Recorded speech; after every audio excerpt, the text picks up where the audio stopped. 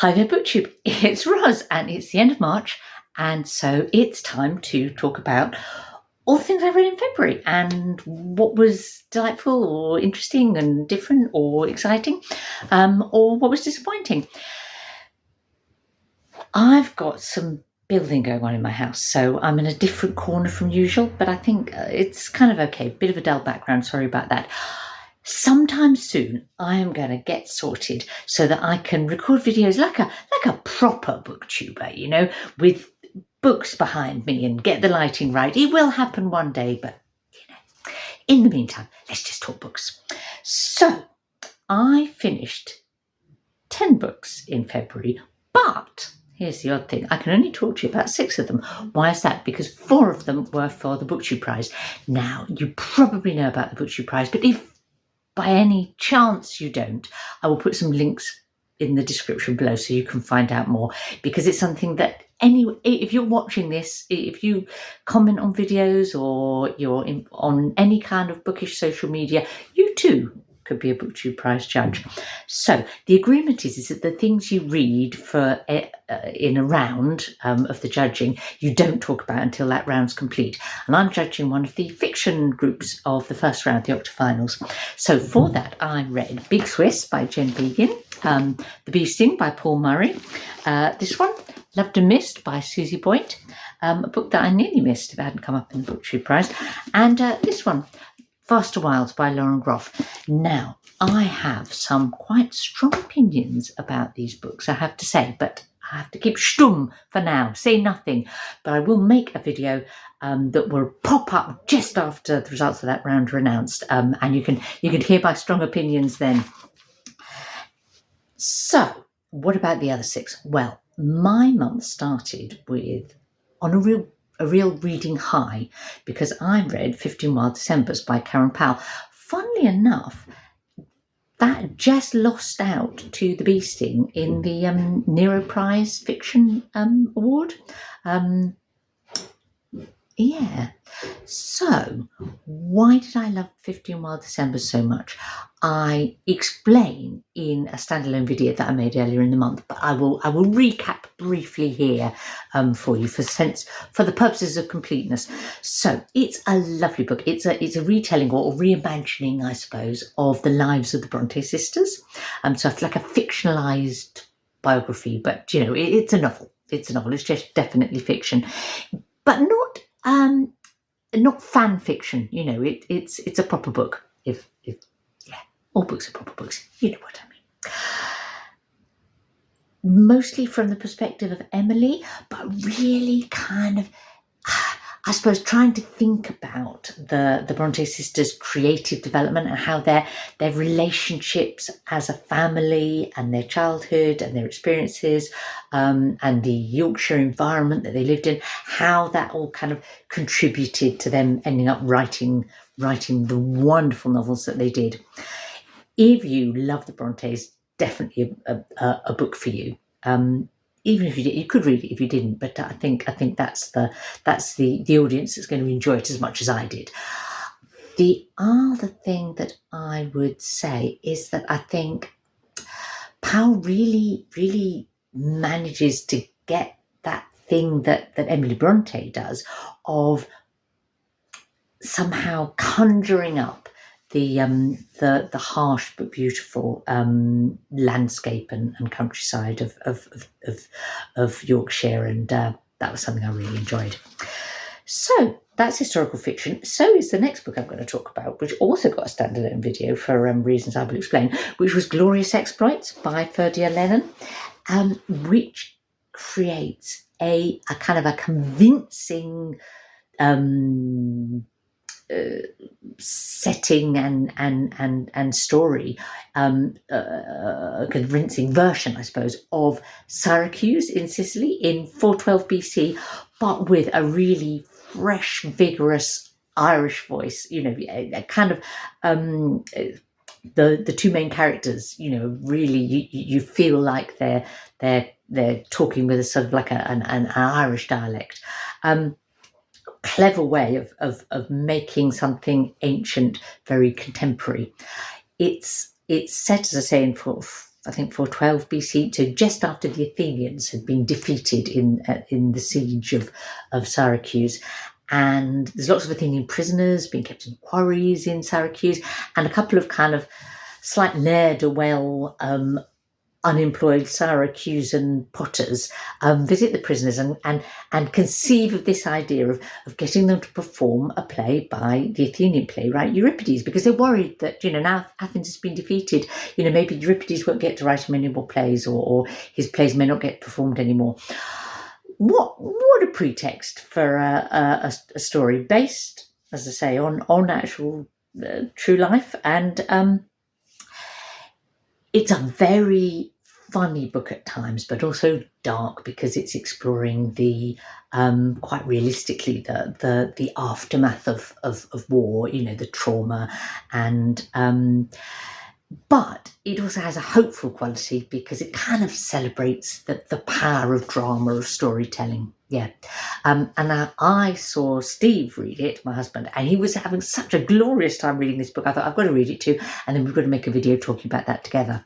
Now, there's another book that I read this month, which I am going to be making a video talking about with someone, and that's The Wren by Enright.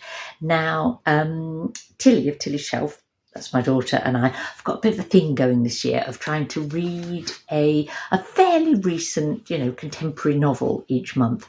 Both of us read it and then make a video talking about it together. And so this month's book was The Wren.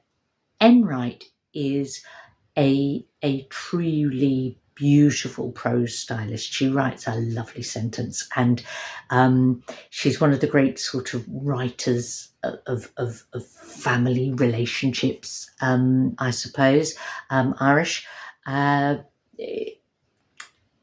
I have some complicated feelings about The Wren, but I'm not going to anticipate the discussion with Tilly. I'll wait, talk about it there, and you can see that if you're interested. Yeah. Now,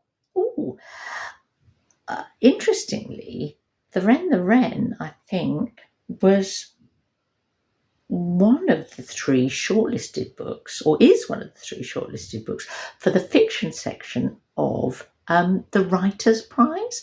So many different book prizes are around at the moment, but the distinctive thing about the Writers' Prize, which used to be called the Rathbones Folio Prize, or Folio Rathbones, or one way or the other, is that the shortlists are chosen by other writers rather than by a sort of like a panel of judges, so it gives it a different flavour. But as I say, The Wren is up for that. We'll see. The Writers' Prize also has a poetry section, and there's 3 books on that shortlist. And I noticed that a book that was one of my top reads of the year last year, one of my absolute top poetry reads of the year last year, was one of those 3, and that's Bright Fear by Mary Chan.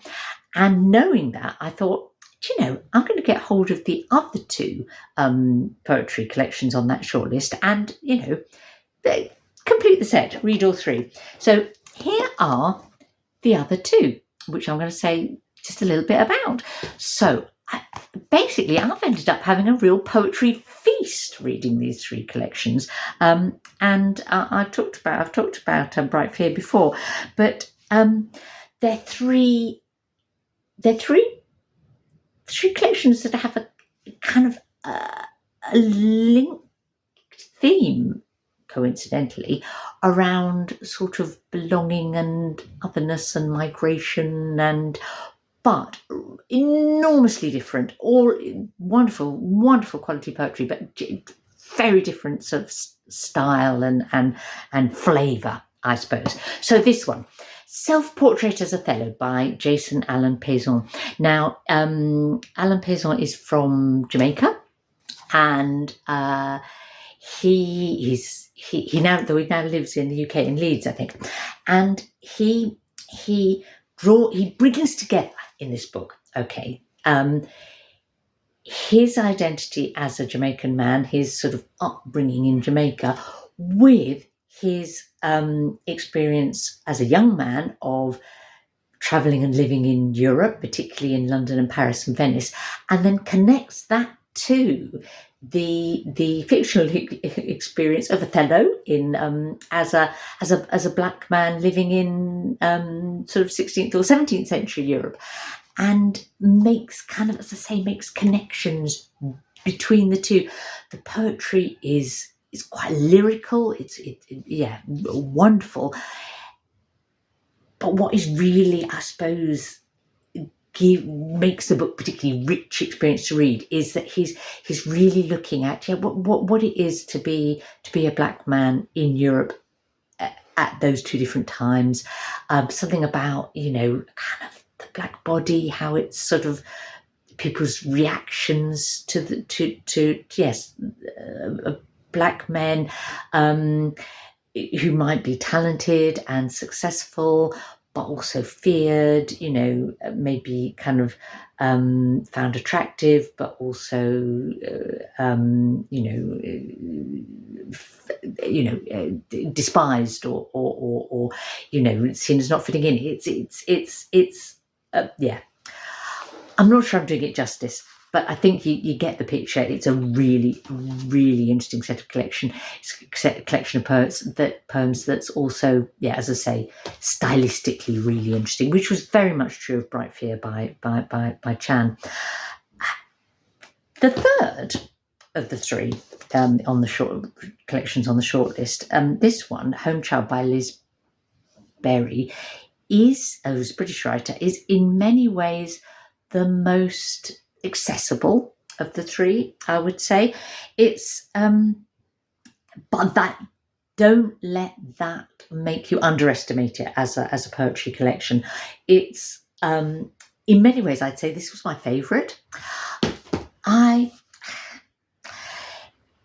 to explain it. So Liz Berry had a great aunt that she never met, but she heard about, who was called Eliza Showell, who was orphaned in sort of the Midlands, the Black Country, sort of the industrial centre of the UK at the very beginning of the 20th century.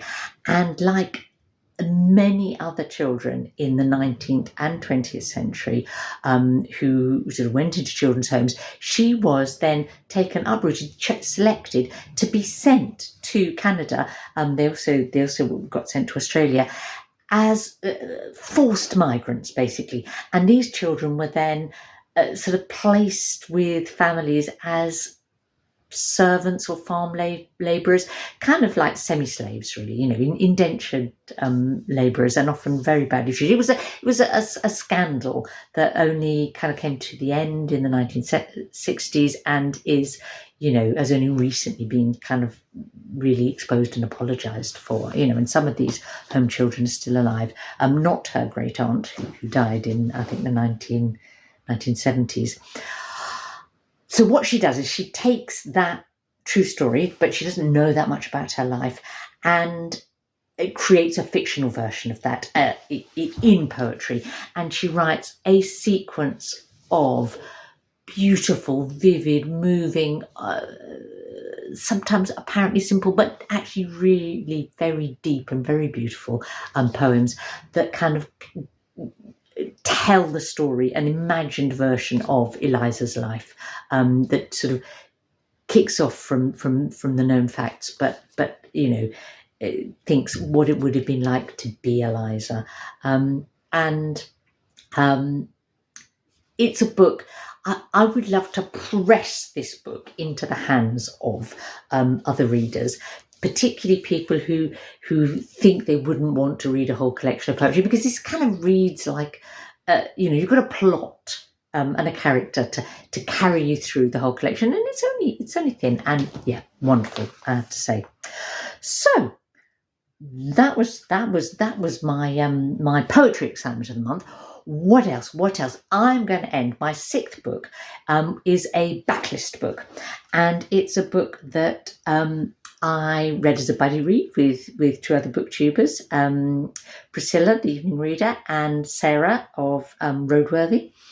And where is it? Here it is. It's The Singapore Grip by J.G. Farrell. So it was published in 1978. It's the third of Farrell's Empire trilogy, and I'll explain a bit more about that in a minute. It's the last book that he published. He was writing a third when he died. He died in 1979. Farrell is such an interesting author, and if he'd had time to write more books, you wonder what he would have done. He's British, but his mother was Irish, and he moved to Ireland, the west of Ireland, in his 40s, and that was what killed him. Not literally being in Ireland, but because he took up fishing from this house that he'd bought on the west coast, and fishing sort of off the seashore, on the rocks, and and fell in and drowned at the age of the tragically young age of 44. Farrell's Empire trilogy is now, there's obviously 3 books in it. The first one is set in Ireland in the 1920s, and about the British in Ireland, and the sort of end of the Anglo-Irish ascendancy. The second, The Siege of Krishnapur, is set in 19th century British India. And then the third, this one, is set in Singapore and the Malayan Peninsula, just before and then during the first years of the World War II, and essentially in the sort of run up to the fall of Singapore to the Japanese in 1942. Now, Farrell chose to write about empire because he wanted to, I suppose, criticise and expose it. But they're not messagey books at all. It's about showing the people who the colonizers, the imperialists, as they lived, and as perhaps the British Empire, I don't know, showing how it was sort of the seeds of its collapse, and he really nails the sort of arrogance and racism of the British in running their empire, but in a way that also has a degree of affection for some of the individuals that he writes about. So, he some of them are horrendous, but others, are, bewildered or good intentioned, or as particularly as things really fall apart for the colonialists in Singapore. His writing is funny, quite sardonic, sometimes almost surreal. There's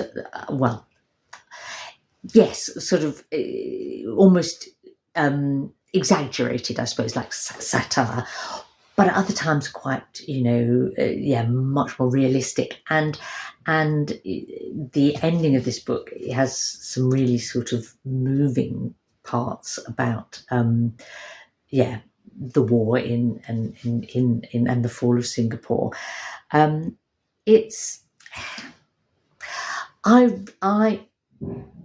Farrell won the Booker Prize for both of the first 2 books in this trilogy, and that will give you a sense of some of the quality of his writing. It's not straightforward, and in this book, he tells us more about sort of the rubber industry in Malaysia than you possibly want to know. But there's something really special about Farrell's writing, and if you've never tried one of his books, do consider it. There we go. So that was the 6 books I could talk about and the 4 that I couldn't. A lovely varied month, except a slight lack of non-fiction in my month. So I will remedy that, particularly in April, because we've got People April coming up. I know I keep talking about that now because I'm excited about the thought of People April. I wonder if you've read some of these. You may have done. I will always love to hear in the notes if you have. In the did I say notes? I meant the word comments, didn't I? Oh dear, what's happening to my brain this month? Obviously, I need to stop videoing and read more books instead. And see you all soon.